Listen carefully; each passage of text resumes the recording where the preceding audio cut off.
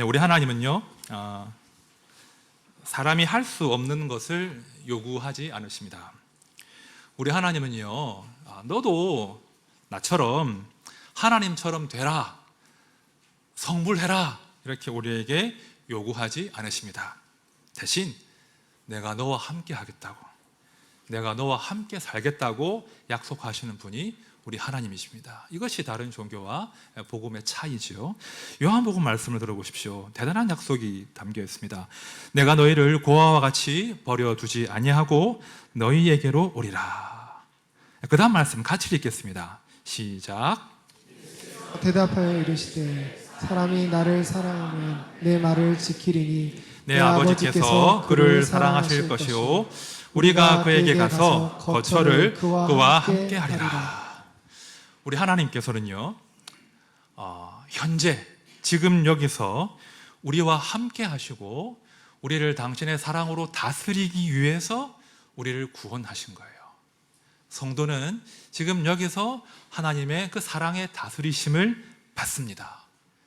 이것이 구원의 목적인 거예요. 지금 여기서 하나님과 동행하는 삶이 영원토록 이어지는 것이 영생인 거예요. 그러니까 지금 여기서 우리는 이미 영생을 시작하고 있는 것입니다. 지난주에 제가 우리 가운데 성령께서 함께 하신다, 그죠? 우리 안에 성령께서 계신다, 이것이 예수의 이름으로 모인 그 교회만이 누릴 수 있는 영광이다, 이런 말씀을 드렸는데요.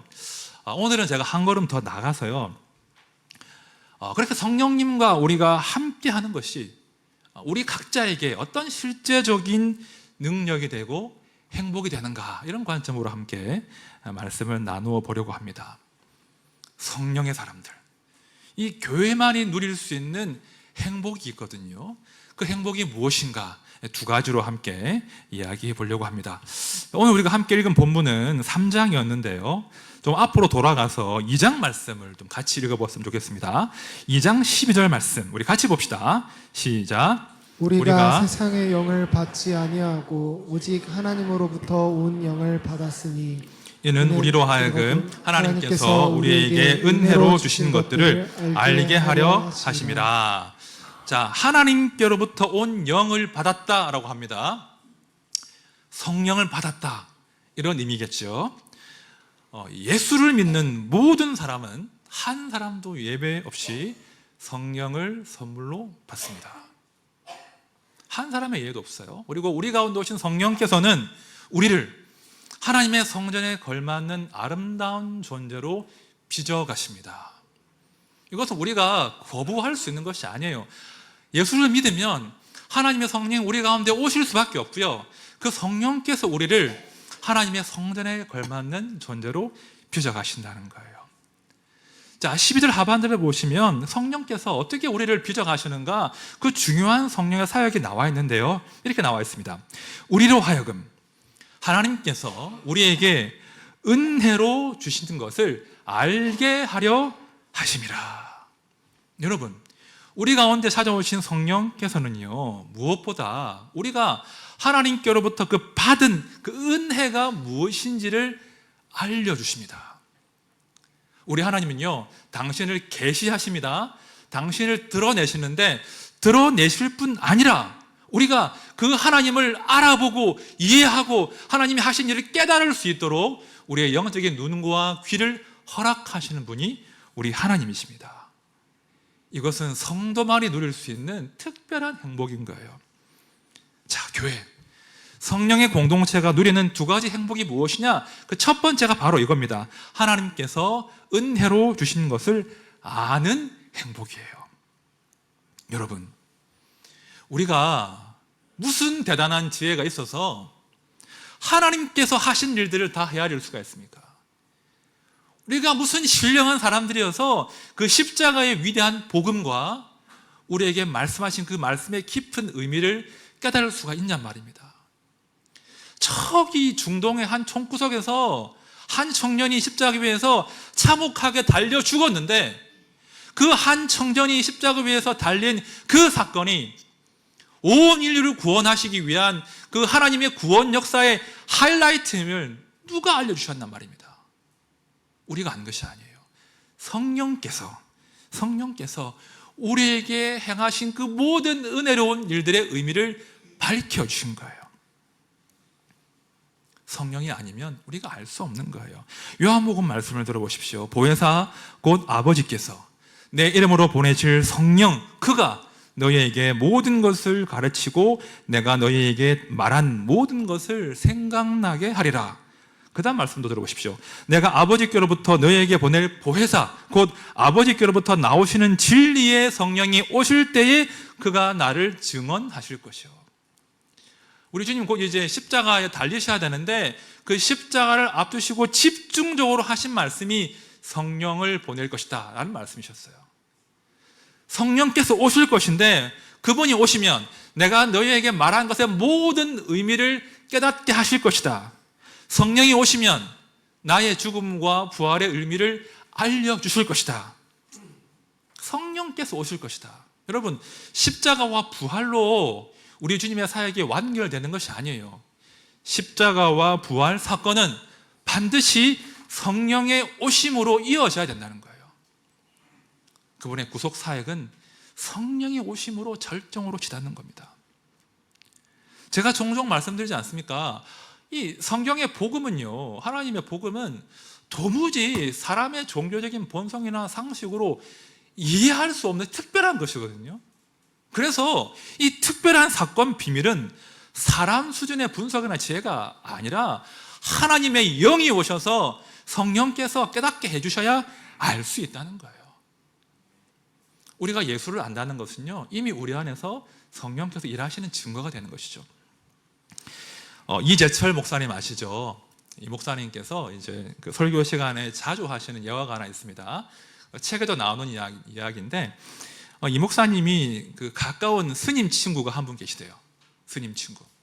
근데 이 스님께서는 불교학 박사시라고 해요. 그래서 이 박사학위를 받기 위해서 프랑스로 유학 가셔가지고 프랑스 소르본 대학에서 이제 수년간 이 불교학 공부를 하신 겁니다. 근데 프랑스에 머무는 동안 이제 수도원에 계시면서 가톨릭 수사들과 함께 매일매일 미사를 드린 거예요. 미사를 드리고 성경을 열심히 읽으신 거예요. 한 번 정도가 아니라 여러 번 성경을 읽으셨습니다. 그렇게 수년을 유학을 하셨는데요, 이 스님이 내린 결론이 있어요. 이 긴 시간 수년간 미사를 드리고 말씀을 읽었는데요, 이런 결론을 내렸다고 합니다. 성경은 읽으면 읽을수록 믿을 게 못됩니다. 성경은 읽으면 읽을수록 도무지 믿을 게 못되네요. 그러시면서 이재철 목사님을 측은하게 바라보시더래요. 아이고, 어떻게 이런 걸 믿고 자기 인생을 이 말씀에 걸 수 있냐고 이렇게 이 목사님이 불쌍하다 이렇게 보셨다는 거예요. 이 목사님이 그 이야기를 듣고 이제 그렇게 약속하셨대요. 우리가 언젠가 이제 나도 은퇴하고 당신도 은퇴할 텐데 우리 은퇴하면 우리 책을 하나 쓰자, 각각. 당신은 나는 왜 성경을 믿을 수 없는가? 그런 책을 쓰시고 나는 왜 성경을 믿을 수 있는가? 그런 책을 쓰자. 그런 약속하셨다고 이야기를 하시더라고요. 그 스님이 종교에 정통하신 분이잖아요. 공부를 많이 하신 박사잖아요. 그런데 왜 성경을 그렇게 많이 읽는데 이 말씀의 의미를 알지 못하겠습니까? 하나님께서 감추어 놓으신 거예요. 이 복음의 비밀이 감추어져 있던 것인데 그 스님에게는 여전히 감추어진 것이에요. 그런데 이 목사님도 우리도 알잖아요. 왜요? 그 감추어진 비밀을 성령께서 우리 심령 가운데서 밝혀주신 거예요. 아, 그렇구나. 이것이 예수 그리스도의 오심과 그분의 삶과 말씀과 죽으심과 부활의 의미구나. 그래서 우리가 하나님의 영생을 누릴 수 있구나. 이걸 깨닫게 해주신다는 거예요. 성령께서 마실 수 있습니다. 이것은요, 은혜가 아니면 설명할 수 없는 오직 성도만 누리고 있는 행복인 겁니다. 여러분, 예수님께서 나를 위해서 십자가 지신 것이 마음으로 믿어지십니까? 예수님께서 지금 나와 함께 하시고 영원토록 내 인생을 책임질 구주가 되심을 마음으로 믿으십니까? 때로 내 믿음이 연약하지만 그래도 예수를 향해서 주여 하고 부를 용기가 생기십니까? 그렇다면 우리 안에 성령께서 계시는 거예요. 성령으로 아니하고는 누구든 예수를 주시라 할 수 없습니다. 우리 안에 성령이 계시기 때문에 우리가 예수를 알아볼 수 있는 눈이 열린 거예요. 제가 이번 주에 또 지난주에 찬양에 하나 꽂혀가지고 열심히 듣고 불렀습니다. 어찌하여야 라는 찬양이거든요. 제가 아침에 이렇게 산책을 나가거나 등산 가면서 찬양을 많이 듣는데 이 찬양이 너무 좋아서 제가 듣고 또 부르고 했는데 이런 가사가 있습니다. 하나님께 영광, 하나님께 영광, 하나님께 영광, 날 사랑하신 주, 그 피로 날 구하사 죄에서 건지셨네. 하나님께 영광, 날 사랑하신 주. 아직 불러볼 텐데요. 같이 한번 불러볼 텐데 한번 저를 도와주십시오. 하나님께 영광, 하나님께 영광, 하나님께 영광, 날 사랑하신 주, 그 피로 날 구하사 죄에서 건지셨네.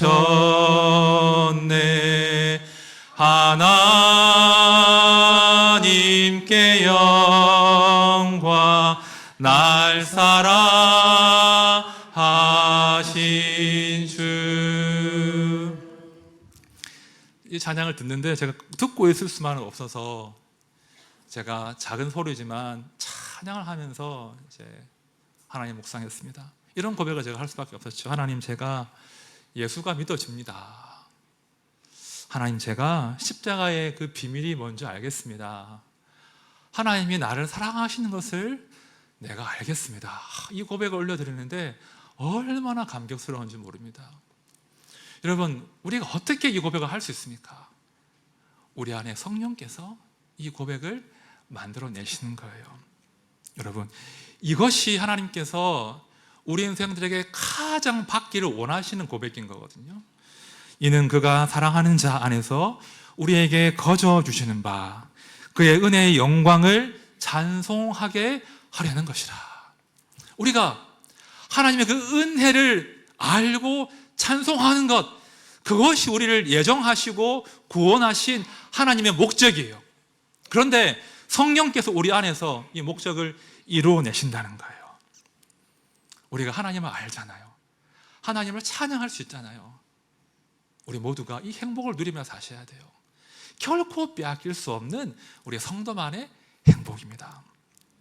이게 두 번째입니다. 우리가 누리는 두 번째 행복. 자, 오늘 본문 18절 말씀을 우리 다 같이 읽어보겠습니다. 시작. 아무도 자신을 속이지 말라. 너희 중에 누구든지 이 세상에서 지혜 있는 줄로 생각하거든 어리석은 자가 되라. 그리하여야 지혜로운 자가 되리라. 자, 이 18절 말씀은요, 그 자기를 스스로 속이는 그 자기 기만에 대한 말씀을 지금 하고 있는데, 내가 소유한 그 알량한 지혜로 세상을 다 알 수 있다라고 자랑하거나, 혹은 내가 소유한 그 지혜 정도면 내가 내 삶을 경영할 수 있어 라고 하는 그 자기를 기만하는 그 생각을 하나님께서 미워하신다는 거예요. 우리 하나님은 자기 기만에 빠진 사람들, 내가 다 할 수 있어 라고 말하는 사람들을 미워하십니다. 그 다음 말씀 들어보십시오. 이 세상 지혜는 하나님께 어리석은 것이니 기록된 바 하나님은 지혜 있는 자들로 하여금 자기 꾀에 빠지는 이시라 하였고, 또 주께서 지혜 있는 자들의 생각을 헛것으로 아신다 하셨느니라. 여러분, 하나님께서는요, 자칭 지혜 있는 자의 그 교만을 대적하십니다. 그래서 언젠가는 자기 꾀에 빠지게 하시고 그 지혜가 헛것이다, 아무것도 아님을 드러내신다는 거예요. 그 다음 이어지는 말씀을 눈으로 보십시오. 만물이 다 너희 것임이라.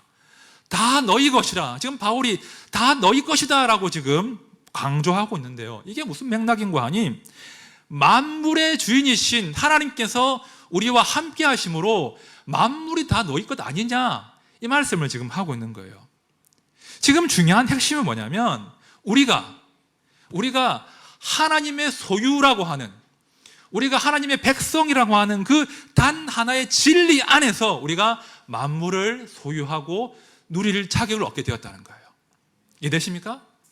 우리가 하나님의 소유라고 하는, 하나님의 백성이라고 하는 그 단 하나의 진리 위에서만이 우리는 만물을 누릴 수 있다는 거예요. 여러분, 성도가 이 진리를 알면요, 만물의 주인이신 하나님을 우습게 대할 수 없습니다. 함부로 대할 수 없어요. 성도는 마땅히 이 크신 하나님을 두려워하는 마음이 생길 수밖에 없어요. 이 두려움이 여러분 놀랍게도 성도만이 누리고 있는 행복이라는 거예요. 자, 교회가 누리는 두 번째 행복 무엇이냐? 하나님을 경외하는 행복입니다. 자, 예레미야서 32장 말씀 우리 같이 읽어보겠습니다. 시작.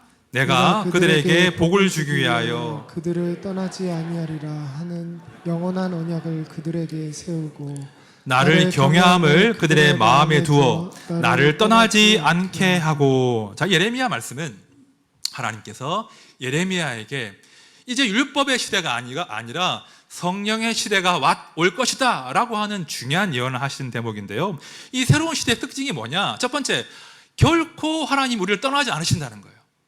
내가 너를 떠나지 않겠다, 이것이 너의 복이다 라고 하셨고요, 둘째는 우리와 함께 하시는 그 하나님께서 우리 안에 하나님을 경외하는 새로운 마음을 창조해 내신다는 거예요. 그것이 복이라는 거예요. 여러분, 우리 안에 성령께서 거주하신다면 우리 가운데 계신 성령께서는 우리 안에 말입니다, 새 마음을 부어주시는데 그 새 마음의 본질이 무엇이냐면 하나님을 경외하는 마음이에요. 하나님을 두려워하게 돼 있어요. 하나님을 경외한다는 말은요, 문자적으로는 하나님을 두려워한다는 뜻이에요. 그런데 막 두렵고 무서워서 피하고 숨는다는 의미가 아니에요. 너무 크신 하나님인데, 너무 두려우신 하나님인데 그 하나님이 나를 사랑하시기 때문에, 그 하나님은 나를 당신의 예배 가운데, 존재 가운데 초대하시기 때문에 두렵지만 떨리지만 감사와 감격으로 그분을 사랑하고 그분께 가까이 가고자 하는 그 마음이 하나님을 경외하는 마음이에요. 신기한 거예요. 번역도 어려워요. 그러니까 두려운데 그 두려우신 하나님을 피하는 것이 아니라 그분께 가까이 나아가요. 그분을 사랑하게 돼요. 두려움과 사랑이 이렇게 복합된 감정이 하나님을 향한 경외라는 거예요. 그런데요, 이 감정은 오직 성도만이 가지고 있는 감정이에요. 사실 불신자들은요, 이 성도의 이 두려움의 비밀을 알 수가 없습니다. 오히려 그들은 이 두려움을 벗어나는 것이 인간의 해방이라고 말해요. 야, 우리가 말이야 이제 과학이 진보하고 인간의 지혜와 지식이 성장할 텐데, 그래서 위에 계신 그 크고 그 성질 나쁘고 난폭한 저 보스, 그죠? 저 신만 사라져 버리면 우리가 두렵지 않을 거야 라고 주장하는 것이 불신자들의 생각입니다. 자, 그러나 현실은 정반대라는 거예요. 우리 시대가 하나님을 몰아내었지만 마치 이 판도라의 상자가 열린 것처럼 더 흉악한 두려움들이, 불안들이, 허무함들이 우리 시대를 지배하고 있다는 말입니다. 오죽하면 우리 시대의 가장 큰 질병을 정신병이라고 하잖아요. 암이 아니에요. 우리 시대를 지배하는 가장 큰 질병은 정신병이래요. 다 불안증과 두려움증과 공황장애와 우울 가운데 빠져 있다는 거예요. 제가 책의 한 대목을 읽어볼게요. 오늘날 우리가 겪는 도덕적 혼란과 전반적으로 심화된 불안의 상태는 모두 우리 문화가 두려움의 합당한 대상이 되시는 하나님을 잃어버렸기 때문에 생겨난 불행한 결과다. 여러분, 하나님을 몰아내는 게 답이 아니에요. 하나님을 몰아내는 것이 아니라 하나님을 경외하는 그 마음이 우리를 새로운 존재로 창조한다는 거예요. 단 하나의 그 압도적인 두려움이 우리를 지금 지배하려고 하는 다른 허접스러운 두려움과 불안과 허물로부터 우리를 해방시킨다는 거예요. 진리를 알지니 그 진리가 너희를 자유롭게 할 것이다. 이것이 복음의 핵심이에요. 여러분, 어떤 두려움과 불안이 우리를 지배하고 있습니까? 그 어떤 두려움도요, 하나님을 향한 그 압도적인 두려움 앞에 서면 다 사라지게 되어 있단 말입니다. 자, 빌립보서의 말씀을 들어보십시오. 그러므로 나의 사랑하는 자들아, 너희가 나 있을 때뿐 아니라 더욱 지금 나 없을 때에도 항상 복종하여 두렵고 떨림으로 너의 구원을 이루라. 유명한 말씀이죠. 이 두렵고 떨림, 누가 창조하는 마음인 줄 아십니까? 우리가 스스로 창조하는 마음이 아니에요. 우리 안에 하나님 향한 이 경건한 두렵고 떨림은 성령께서 창조하시는데, 이 두렵고 떨림이 제대로 작동할 때, 이 경외심이 제대로 작동할 그때만이 우리 인생이 그 구원의 여정이 정상적으로 작동한다는 겁니다. 오로지 하나님만을 두려워하고 온전히 하나님을 즐거워하는 구원을 이루어내는 그 삶이 작동한다는 거예요. 성령께서 우리 안에서 이런 경건한 두려움들을 만들어내시고 하나님을 두려워하나 그분을 사랑하는, 그분께 가까이 가는 그런 경건한 삶을 창조하시는 겁니다. 여러분, 정말로 권면드립니다. 하나님만을 두려워하고 동시에 그분을 즐거워하는 것이 우리 삶의 원동력이 되길 바랍니다. 우리가 붙들어야 될 그 평생의 기쁨이, 자유함이 이 진리 가운데 담겨 있는 거예요. 단 하나의 그 압도적이고 안전한 그 두려움이 우리를 다른 모든 허무에서, 절망에서 건져내고 하나님 앞에서의 복된 삶으로 인도한다는 거예요. 이것이 교회가 누리고 있는, 지금 우리가 누려야 마땅한 행복인 것입니다. 이제 말씀을 정리하겠습니다. 월요일 날 이제 교역자들은 쉽니다. 월요일 날 쉬어서 다른 날보다 좀 험하게 산을 올라갔습니다. 험하게 산을 타는데 한참 이제 오르막을 오르고 땀이 나고 숨이 차고 이제 신발도 더러워지고 그런 상황이었는데 문득 그런 마음이 들더라고요. 우리 주님께서 걸으신 길이 지금 내가 걷고 있는 이런 오르막 같은 길이었을 것 같다, 그런 마음이 들었습니다. 우리 주님의 생애가 저기 낮은 지방인 갈릴리에서 예루살렘으로 올라가시는 오르막을 걷는 인생이셨거든요. 그래서 고난과 죽음의 길로 올라가셨고 마침내 십자가 위에까지 올라가신 인생이 우리 예수님의 인생입니다. 그러니까 거칠고 숨이 차고 고난이 있는 그런 생을 우리 주님이 사셨죠. 문득 그런 마음이 들었어요. 우리 주님의 발이 어떤 상태였을까? 아마 많이 걸으셨으니까 굳은 살이 생겼겠죠. 또 때로 상처가 났겠죠. 또 흙바닥을 늘 다니셨으니까 발이 지저분하고 더러웠을 겁니다. 나중에는 십자가를 짊어지고 길을 걸으셨으니까 피와 땀으로 범벅이 된 그런 피곤한 그런 발이었을 겁니다. 그런데 제 마음에 이런 감동이 있었어요. 나의 발과 우리 인생의 발과 우리 주님의 발이 너무나 닮아 있다는 거예요. 우리 주님께서 우리 인생들이 걸어가고 있는 그 험한 길, 그 아픈 발을 이끌고 먼저 우리 앞서 걸어가셨구나, 그런 묵상을 제가 했습니다. 그러면서 우리 인생이 혼자 걷는 것이 아니라 성령께서 우리와 함께 하시는구나. 숨가쁜 오르막길이지만, 험한 길이지만 성령께서 함께 하시는구나, 그런 생각으로 벅차니까 갑자기 오르막길을 제가 사슴처럼 올라가더라고요. 사슴처럼. 그런 경험 없으세요? 막 감동이 있으면 막 힘이 생기지 않습니까? 여러분, 제가 아침에 나설 때는 또 한 주에 대한 고민과 염려와 두려움을 안고 나가지 않겠습니까? 하나님, 이런 문제도 있는데요, 이런 한계도 있는데요, 이거 어떻게 하지요?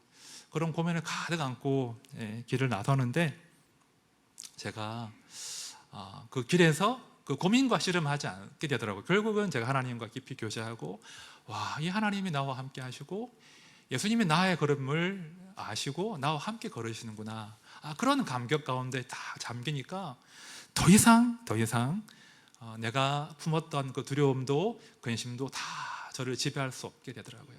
아무것도 아닌 것이 되더라고요. 다시 당당해지는 것이죠. 그것이요, 오직 하나님을 경외하고 하나님과 동행하는 자들이 누리는 행복인 거예요. 오르막인지 뭐 평탄한지 좁은 길인지 하나도 안 중요해요. 누가 나와 함께 걷는가, 그걸 아는 게 중요하단 말입니다. 시편 말씀 들어보십시오. 내가 사망의 음침한 골짜기로 다닐지라도 해를 두려워하지 않을 것은 주께서 나와 함께 하심이라. 주의 지팡이와 막대기가 나를 안위하시나이다. 주 여호와는 나의 힘이시라. 나의 발을 사슴과 같이 하사 나를 나의 높은 곳으로 다니게 하시리로다. 사슴 나오잖아요, 여러분. 우리 주께서 이렇게 우리와 함께 하시고 우리의 삶을 가볍게 하신다는 거예요. 여러분, 이 다윗과 하박국의 노래가 마침내 우리가 부를 성도의 노래예요. 성령께서 우리 안에서 이런 노래를, 이런 삶을 창조해 내신다는 거예요. 축복드립니다. 하나님 우리와 함께 하십니다. 우리의 걸음과 동행하십니다. 한 분도 예외 없이 이 행복 가운데 사시길 바랍니다. 그래서 삶의 어떠한 순간에도 나의 걸음과 함께 하시는 주님을 신뢰하면서 그분과 행복하게 동행하고 동력하시는 모두가 되시기를 진심으로 축원드립니다. 우리 찬양합시다. 네, 우리 주의 아름다움은 말로다라는 찬양인데요. 너무 가사가 좋아서 좀 낯설지만 제가 선곡을 해보았습니다. 여러분, 우리 삶에 아픔들이 많죠. 두려움들이 많고 늘 씨름하고 살지 않습니까? 그런데 여러분, 하루에 단 10분이라도 다른 모든 잡음들을 다 차단하고 우리 하나님께 한번 집중해 보십시오. 우리 하나님께 한번 집중해 보십시오. 우리를 향하신 그분의 사랑과 그분의 신실하심에 집중해 보십시오. 그 하루의 10분이 여러분을 살릴 거예요. 그 하나님께 집중한 그 시간이 여러분들을 더 담대하게 만들 거예요. 버티게 만들 거예요. 승리하게 만들 거예요. 우리 함께 찬양합시다.